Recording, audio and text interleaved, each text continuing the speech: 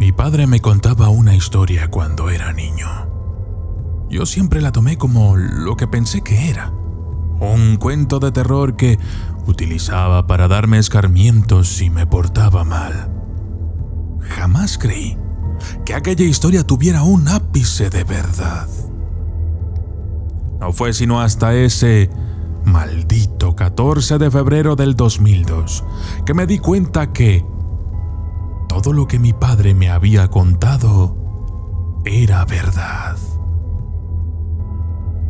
La historia que me contaba decía que mi bisabuelo había vendido su alma al diablo para salvarse de la guerra, algo que en aquellos tiempos se acostumbraba mucho, unos por riqueza o poder, pero la mayoría para salvarse del horror de la guerra.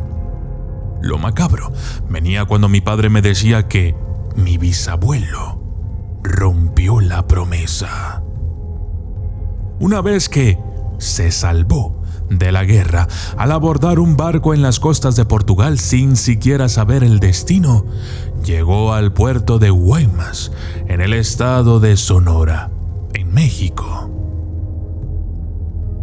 Ya que se sintió a salvo, acudió a la iglesia del pueblo y se encomendó a Dios, por lo que Satanás nunca pudo reclamar lo prometido.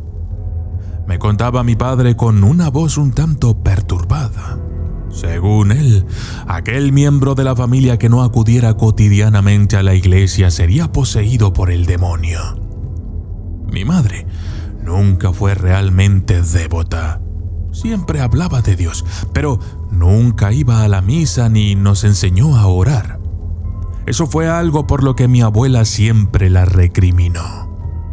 Gracias a ella, teníamos un altar en el centro de la sala dedicado a la Virgen de Guadalupe. Recuerdo que tendría unos 15 años cuando comprobé lo que mi padre temía. Estábamos en la sala viendo televisión cuando mi madre comenzó a dar gritos desesperados. Estaba parada en la puerta del patio y miraba fijamente a alguien que se quería meter a la casa. Le gritaba insistentemente que no lo dejaría entrar mientras nos hacía señas con las manos para que la ayudáramos. Cuando me acerqué a ella no pude ver a nadie afuera. El perro chillaba como si tuviera terror, algo que jamás había visto en él. Mi madre gritaba y manoteaba al aire como queriendo defenderse de algo que intentaba atacarla. Pero mis ojos no podían ver nada. Entonces la abracé y sentí su cuerpo lleno de sudor tan frío como el hielo. Temblaba con espasmos cada vez más violentos. Sentí tanto miedo que la empujé. Pero, para mi sorpresa, el que salió volando fui yo. Caí encima de uno de mis hermanos que observaba la escena, atónitos. Mi madre miraba fijamente con sus ojos, totalmente en blanco, al altar de la Virgen de Guadalupe, a la mitad de la sala. Lo miraba con una mezcla de repulsión y miedo. Algo dentro de mí me dijo que debía usarlo en contra de eso que hace apenas unos momentos llamaba mi madre. Tomé un rosario que colgaba de la estatuilla de la Virgen y una botella de agua que, de acuerdo a la abuela, estaba bendita. Comencé a rociar a mi madre con el agua bendita y a rezar un Padre Nuestro. Al parecer, lo que había visto en las películas de terror, eso de los exorcismos, no era sino una falacia. Aquella cosa se burlaba de mí. Bailaba como quien danza bajo la lluvia. No parecía sentir dolor ni repulsión por el agua bendita. Una voz salía de la garganta de mi madre, una voz que jamás creí que podría escuchar. Solo de recordarla me dan escalofríos. Decía cosas sin sentido y llamaba a alguien sin cesar Mefistófeles. Gritaba con una voz ronca y gutural: «Hágase tu voluntad por mis manos», decía. «Esta familia ha escapado por muchos años de tu alcance, pero no más. Sus almas serán tuyas como te fue prometido por ese inmundo». A hablaba con alguien que no estaba ahí. Mis hermanos y yo rezábamos. Repetíamos una y otra vez: el diablo no existe, el diablo no existe, solo existe Dios. El diablo no existe, solo existe Dios. Así que solo Dios existe, ¿eh? Me preguntó en tono burlón. Pues dile que venga a salvarlos ahora, gritó mirando al cielo como implorando. Después de unos segundos de silencio, dijo: bah, así que no vendrá. Está demasiado ocupado como para atender a unas pobres e insignificantes almas. Ese es tu magnificente Dios, tu Dios todopoderoso. Ridículo. De pronto, se puso serio y nos miró, y dijo: es hora de pagar. Justo en ese momento, mi tía entró a la casa. Venía cada jueves a poner otra vela en el altar y a rezar un poco. Era una costumbre que a mi madre no le agradaba, pero permitía que le hiciera en memoria de mi difunta abuela.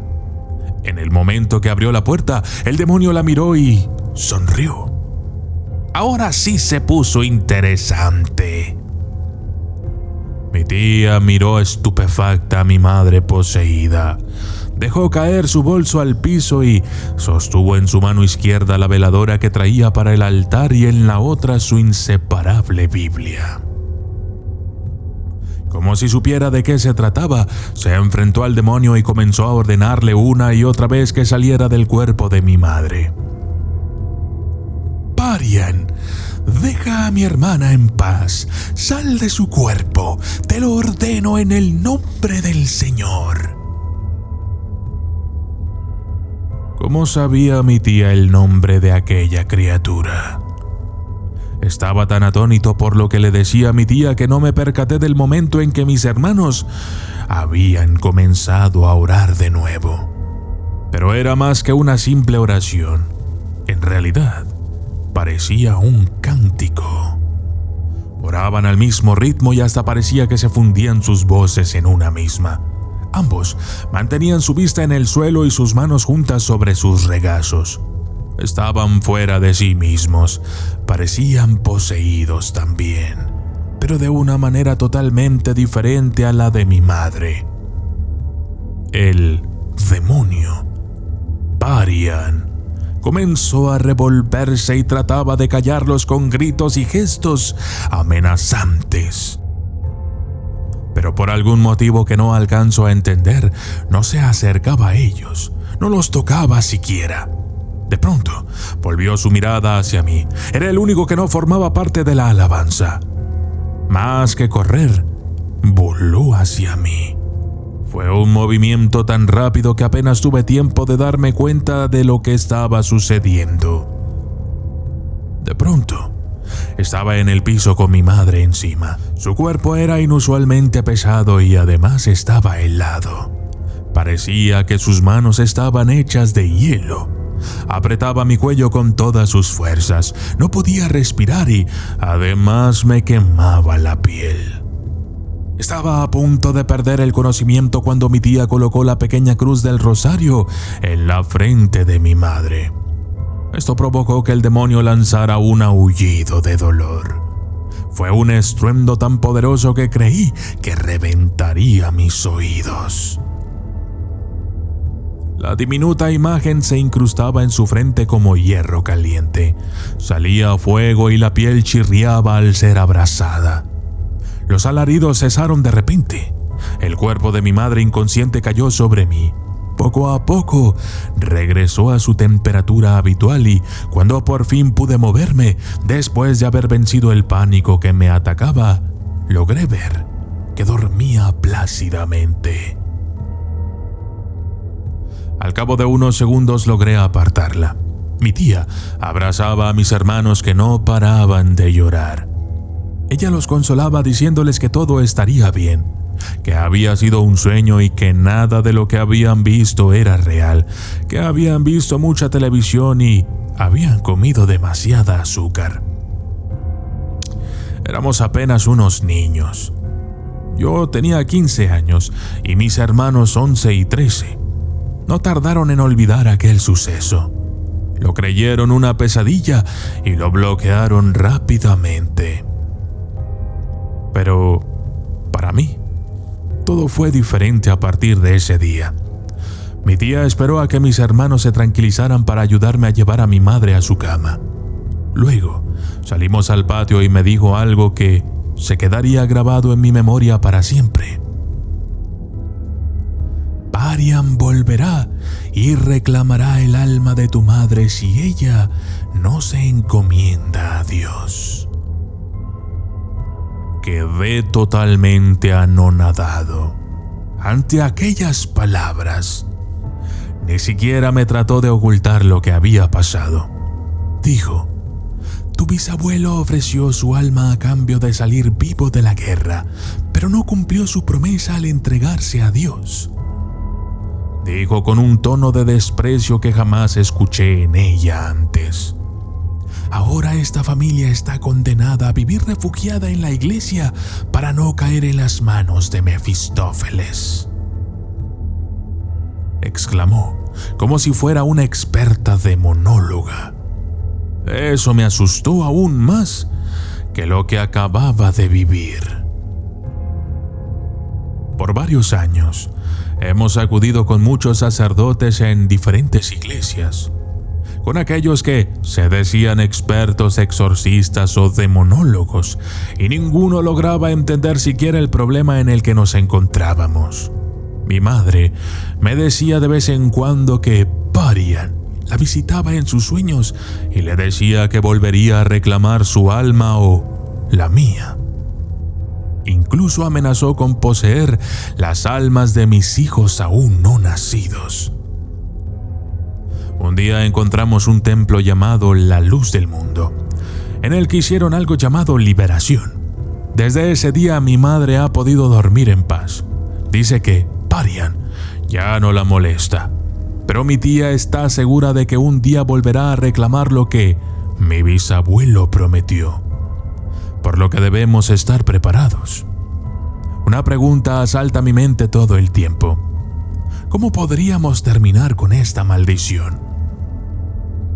¿Alguien de la familia tendrá que sacrificar su alma por el bien de todos? He buscado por todas partes, pero no encuentro respuestas. Quizá es la más obvia. Habría que entregarle lo que se le debe. Yo soy el documentalista y esto fue Maldición Demoníaca, el vademecum del terror.